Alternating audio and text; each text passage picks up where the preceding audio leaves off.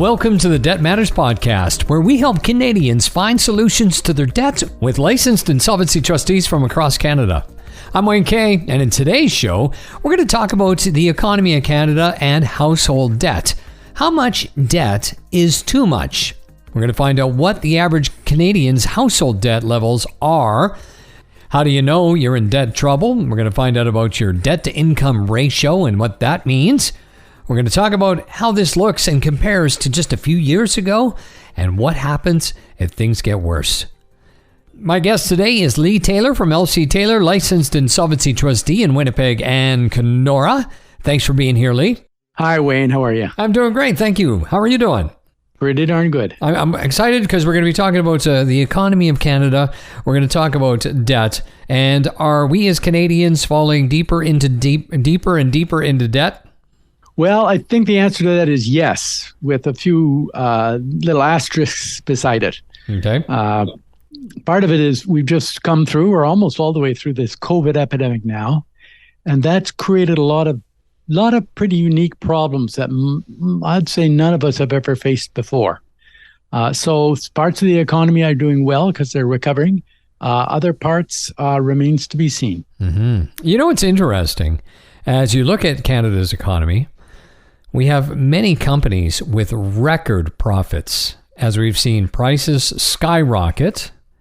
But then you have on the other side, so there's this major increase in wealth, but also on the flip side, we're seeing more people struggling day to day. Yeah, I think if you owned a hand sanitizer or a N95 mask company, you're rolling in dough. Yeah. If you worked in a restaurant and were laid off for a year and a half, not so much so. Mm-hmm. Right.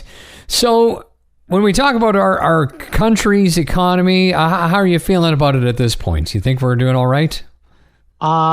Considering all the variables, I think we're going to be recovering it, but I think the recovery may be a little slower than most people would hope for. Oh, okay. And what about the average household debt level? What is that all about? What are you thinking? What are you seeing when it comes to that? Well, there's statistics on debt to income ratio, which is an interesting statistic to take a look at. It's been going up just about every year for the last, since I can remember, 60s maybe when it started. It did take a slight dip last year and went down a little bit, but not a significant amount.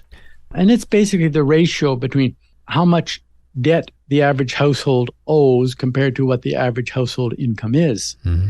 And if you go back to, 1980, for example, you were looking at, it was around 66%. If you look at it today, it's about 183%. So it's much higher. And in some ways, that's a danger signal because it means that it costs that much more to service your debt.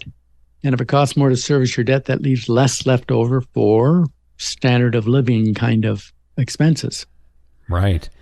But I'm following along with, what's going on in the economy. And I don't think I've ever seen vehicles priced as high as they are. And just regular gas, obviously gasoline super high, and it seems like I'm seeing more $70,000 new vehicles on the road than I've ever seen before. And I have a friend who's actually in finance at a car dealership, and he said the average person spends about $86,000 in finances for 8 years. You could buy a house in 1980 for that, changed. Right? Yeah, that's true. Well, part of that is because of inflation. The government poured a whole lot of money into people's pockets, subsidizing them for being away from work, enhancing unemployment insurance, just plain writing them checks. Mm-hmm. And the result of that is, and that's one could criticize that from the government's perspective, except that there's an awful lot of people that got some much needed funds to help them survive some really tough COVID times. Right. But they're going to be paying the price for it with inflation. Because if you subsidize that much, then everybody's going to up their prices to take advantage of everybody having more money and try to make up for lost time when they themselves are having a tough time through the COVID. So inflation is a real nasty part of this. It's the price you pay for all the help the government gave you. Is there anything we as common people could do regarding the income ratio, debt to income ratio? Well, a lot of things depend on your particular circumstances, because the debt ratio doesn't include your household mortgage, but it includes all your other debts. And there's a difference between, let's say, you went out and spent $20,000 on a humdinger vacation to Hawaii and you came back with a $20,000 debt, as opposed to you spent $20,000 on a car and now you got $20,000 debt, but you got a car. Worst comes to worst, if you can't keep up the payments, you can always sell the car and reduce your liability. So there's a difference. Not all debt ratios are the same. Debt ratios aren't so bad, and they haven't been so bad for the last number of years because we've had record low interest rates. And if you're carrying, $20,000 worth of debt at 4%, as opposed to $20,000 at 2%, there's a big difference in how you service that debt. Both of them are about the same. But if you suddenly go from 2 or 3% up to 5 or 6%, suddenly the cost of servicing the same debt is considerably higher. And that puts pressure on your income because the ratio is the same, but the result is considerably different. So it's a good debt to income ratio is good for looking at the entire population. But you've got to be careful when you apply it to individual situations. Mm-hmm. I didn't realize that it actually didn't include mortgages. Yeah. Otherwise, because I think about 70% of the population have mortgages, and your mortgage can, the average price of a house in Winnipeg is probably about $350,000. So that would up the statistic considerably. So they've taken that out of it. So they're talking about credit card debts and bank loans and lines of credit and that sort of thing. Right. Wow. $300,000 to $350,000. You don't want to say that too loud. The rest of the country is going to move there. I can't buy a shed in BC for $300,000. Winnipeg's a wonderful place to raise your family and pay off your house. I've heard. Oh, wow. Okay. So we're just talking about regular consumer debt. So that means if you make $50,000, does that mean at a 170%, you're in debt by $70,000? Yeah, you're probably about $75,000 in debt. Really? On the average. Wow. On the average. Okay. Well, that's interesting. And it depends on demographics as well. Mm-hmm. You'll find that younger people in their 20s and 30s probably have a higher debt ratio because they're borrowing more money and they have young families and all that sort of thing. Trying to raise a family, your wife isn't working because she's off on taking care of the kids and these sorts of things. As you get older, generally speaking, you end up with, if you bought a house, you probably have a little more equity in your house.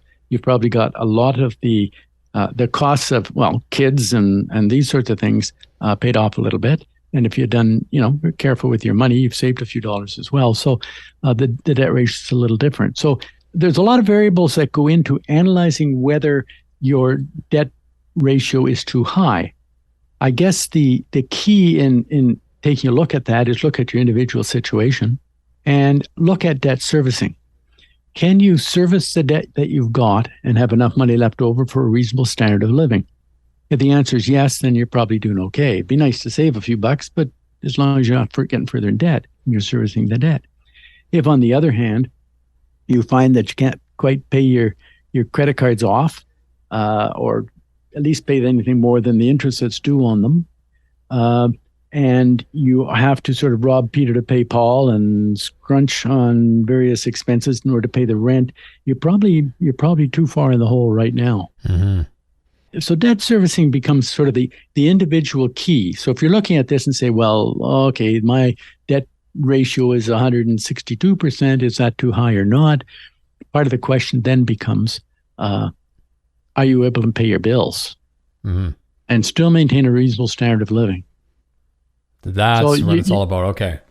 You had asked earlier about what can you do about it? Well, there's other things. One, not a lot of other things. One, you can either reduce the debt, and you can do that sometimes with, let's say, consolidation loans. You can increase the mortgage on your house, get a second mortgage at a lower interest rate, and that can help considerably. Get another job. A lot of people are working part-time jobs and there's a real call for that because unemployment is fairly good right now. But there's all sorts of restaurants looking for staff and these sorts of things. So a part-time job and evenings or weekends would certainly reduce the ratio considerably. And just trying to do very good budgeting so that you can live within that ratio, because you reduce the frivolous things that are part of your standard of living. Maybe you cut out your $4 a day to Starbucks and save yourself $100 a month. Those sorts of things. Things you can do. Right. When you go into, let's say you're going to buy a house, they must obviously look at this household debt and how you're doing before they will approve you. Let's say you're a new person going into buying a home. Yeah, well, most homes these days, unless you can put a lot of money down, are going to be CMHC approved mortgages, so they're insured, etc. And CMHC has various statistics and arrangements that they can make to say, well, you shouldn't be spending more than 35% of your net monthly income on housing. So they'll work that out. And for considering they finance hundreds of thousands of houses every year, having a nice broad statistical approach to it is probably good. But the individual has to look at it themselves and say, well, what can I afford? Right. Realistically. And maybe buying the biggest house that you can afford isn't necessarily the best idea. You might really want to get into saying, well, what are my basic needs? And if I'm not in the housing market now, maybe buying a smaller home so that I can make sure that I can handle it, and then building up equity and moving up later on is the way to go. Mm-hmm. So let's talk a little bit more about if all of a sudden, you're doing okay, but you do have that high debt. You talked about a consolidation loan. That is one option. And then, of course, the other option, let's say things go sideways where you are unable to make these payments anymore. What are the other options? Well, when things get bad, you should go seek professional help on it. It's sad that we don't teach a lot of debt management in high school or whatever because they just don't bother. So people oftentimes have to learn the hard way.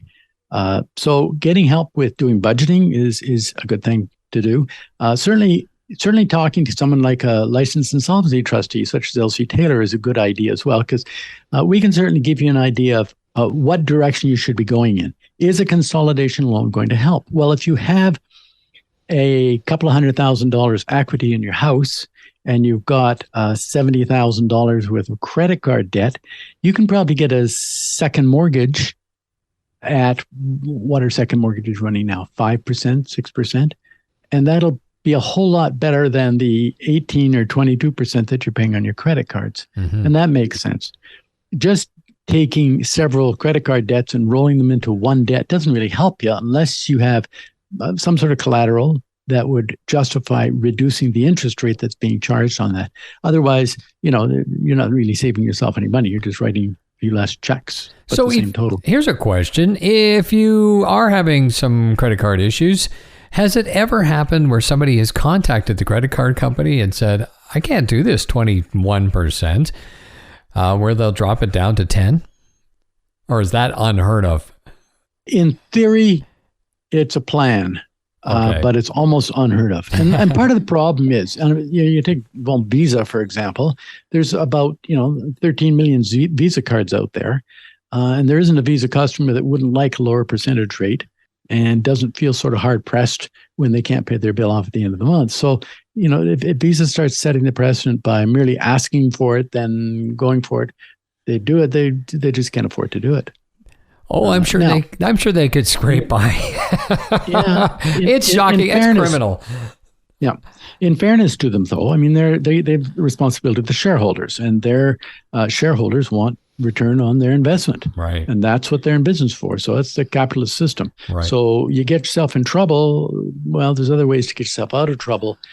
During COVID, there were a lot of creditors that gave a lot of breaks to their clients, in fairness, because they knew that they were out of work, that there's going to be all sorts of problems. And, they've allowed people to put their monthly payments on hold for 2 or 3 months, these sorts of things, to see if they can get back on their feet.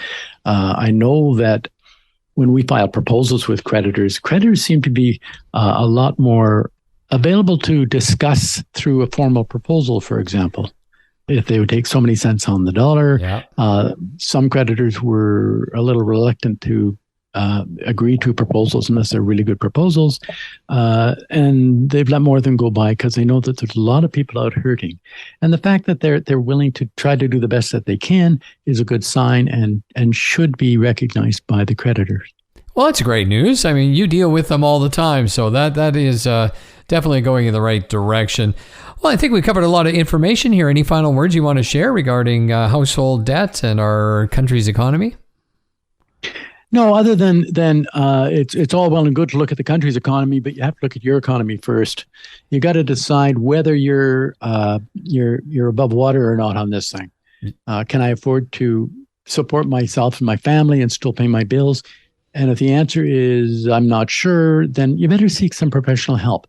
There's obviously more solutions available the sooner you face the problem. So if you not sure or you don't think you're able to pay these bills, talk to us. Talk to a licensed subsidy trustee wherever you are. Yeah. And if you're in Manitoba, LCTaylor. And they can certainly tell you where you are, give you an objective view, tell you what your options are. And if you look at it early enough, you're bound to have more options. Yeah, and it's a free consultation with LCTaylor, so they can reach out to you through the website, LCTaylor.com. Leigh, always a pleasure. Thanks very much for being on the show today. Thanks, Wayne. My guest today, Leigh Taylor from LCTaylor, licensed insolvency trustee, and you can find out more at LCTaylor.com, and that's also where you can schedule your free consultation, book it online, or give them a phone call. Well, that's it for today's Debt Matters podcast. Make sure you subscribe wherever you get your favorite podcasts from. And of course, for more information, you can always check out debtmatters.ca. Thanks so much for listening.